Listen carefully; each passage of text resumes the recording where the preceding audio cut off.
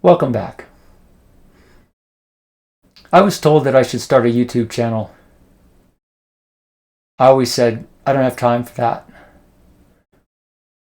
But I decided to do it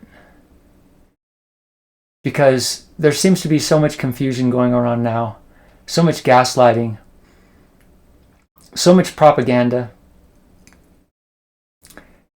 Propaganda isn't necessarily a lie, but it often is, and gaslighting is always a lie. So I decided, jump in there. Everybody else is getting in on it. Might as well get in and throw your 2 cents in there. And who knows, maybe together you and I can save the world. Let's give it a try. So on this video, I want to talk about the Strait of Hormuz. Iran has been trying to control it and stop ships from passing through it. In case you're one of those people who think that Iran has the right to do this, let's clear that up. I Googled it. Does Iran own the water in the Strait of Hormuz? The answer is Iran does not own the Strait of Hormuz, but it exerts significant control over it. The strait is an international waterway shared primarily between Iran and Oman, who claim 12 nautical mile territorial waters. However, recent reports in March 2026 indicate Iran has effectively blocked the strait in most international traffic. To most international traffic, permitting and taxing only select vessels, effectively treating it as a controlled, closed area during ongoing regional conflict. Okay, so let's look at the legal status of this. Legal status. As an international strait, it is governed by UNCLOS rules. Now, at the moment, I don't know what UNCLOS rules mean, but I assume that it's United Nations something, something, something. We'll look it up in a second. Which generate the right of transit passage for ships which Iran is not allowed to interrupt, regardless of its territorial sea claims. So there you have it. Iran does not have the right to do this. They are criminals, and they are acting against international law. Okay, so, we're in a big world. Now, when we have a country, we have our rules, and when people are in our country, they have to obey our rules. In America, the rules were supposed to be designed to protect the intrinsic rights of all human beings, and then there were another set of rules for citizens of the United States that don't apply to non-citizens. Well, then you have these other countries who are dictatorships, and they believe that they can tell everybody what to do. They can violate your intrinsic rights completely and entirely, including killing you for simple, trivial things that they disagree with. That's Iran. Iran is a tyrannical country. It's a type of dictatorship. It has a horrible philosophy on life, the leaders do, and they have effectively enslaved 90 million people. And it wasn't always that way. This is something that happened historically around 47 years ago, and it has been building and building and building, and only up until now did a president named Donald J. Trump, whether you like him or you don't like him, had the courage. He's kind of a mob boss, He's like a New York mob boss. But, it takes somebody like that to get in there and get things fixed. These other presidents were lame, they were cowards, they were weak, they spent a lot of time talking and not a lot of time doing. And now we have a president that is straightening things out. Freeing Venezuela. Colombia is on the brink, and they want to be free too. And whether you believe it or not, the Iranian people, they want to be free too. So there are things to debate about all of this, but one thing that you cannot debate is whether or not Iran has the right to control the strait. They don't. And the problem with Iran is they build up all these drones, just build up, missiles, build up all these missiles, building missiles, all sorts of weapons, pointing at everybody. Why? So they can protect themselves? Is that really why? No.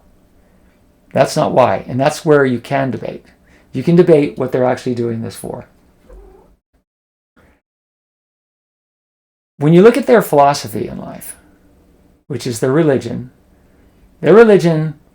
these not everybody that lives in Iran subscribes to this, but the psychopaths that are running the country, that were able to take over the country 47 years ago, which should have been stopped then, and it's good that we're stopping it now, they actually believe that they can kill you, and it's righteous for them to do so. This has been a problem with religion. This has always been a problem with religion. Okay?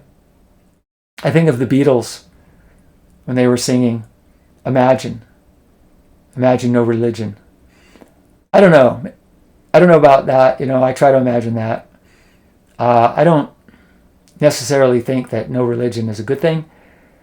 But whenever you use a religion to justify the harming of other people, to deny them intrinsic rights, and to violate not only their rights, but their person and their life force, to destroy their life, to end their life in the name of religion. Solely, no, that's clearly wrong. You can feel that it's wrong. You can tell that it's wrong. It's natural law that it's wrong, and that's why Iran. There's so many reasons to go into Iran and deconstruct it and reconstruct it.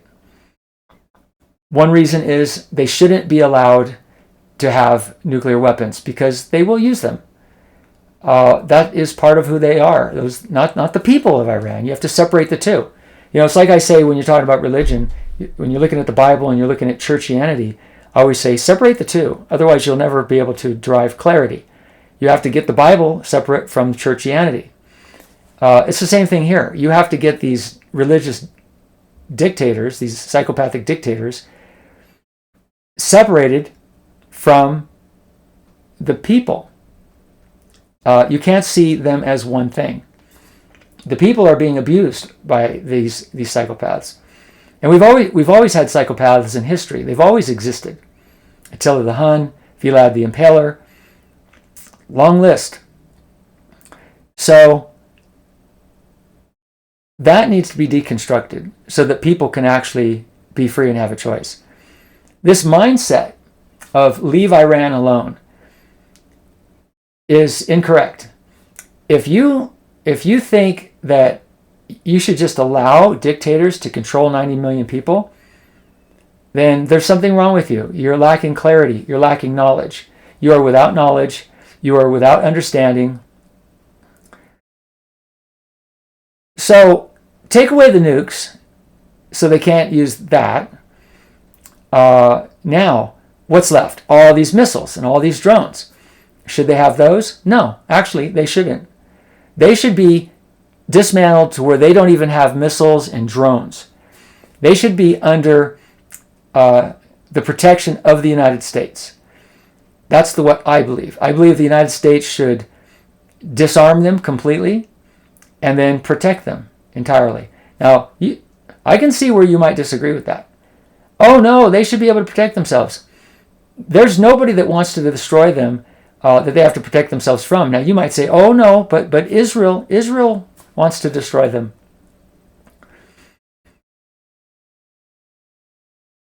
Now there's another area of debate. We won't cover that just yet. That requires some discussion in order to obtain clarity. But I don't want to disagree or agree with you on a point like that at this time, because it will muddy the waters. So that's my personal belief, that they shouldn't be able to have any kind of weapons that they can... Look at what they built. They pointed weapons at everyone. Everyone. Okay? Not just Israel. They pointed weapons at everyone. And they were trying to get nukes. And I can tell you, I won't go into it in this talk, but I can tell you that there was an attempted coup over the United States recently, involved Tim Walz, Kamala Harris, all the Somalians, Ilhan Omar opening the borders, leaving the borders open, trying to shut down, gaslight on shutting down DHS, paying all these protesters to rant and rave in the streets, harassing and using psychological and physiological warfare on DHS. They wanted to have all these interloping, parasitic, destructive human beings coming into the United States all at once, 20 million. Effectively creating within that group a standing army within the United States. Venezuela was waiting on the sidelines to come in.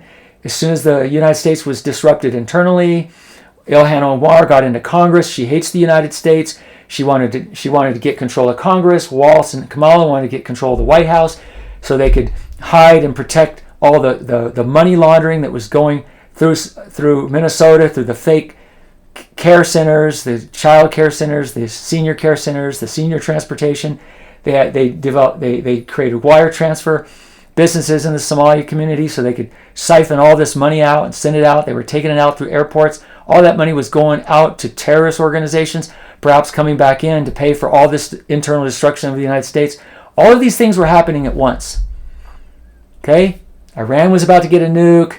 Venezuela was waiting on the sidelines. They were bringing drugs into this country like crazy, weapons, human trafficking, open borders. All of these things were happening at once.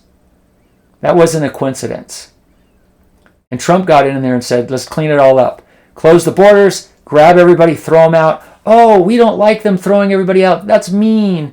No, it's not. It's actually necessary because they let so many people in. Oh, but ICE, they're terrible. No, they're not. They were overwhelmed. Kamala left the borders open and she was the czar, but it was part of the plan. That's why the borders were left open. It was part of the plan. So they left the borders open and overwhelmed the country. And now you want DHS to do what? Beg pretty please? No, that's not how it works. And they told everybody, if you're here illegally, come forward, we'll help you get out. We'll even pay you, and we will transport you out. We'll give you money. We'll send you on your way. You can come back in through the correct door so we can vet you and find out who you are.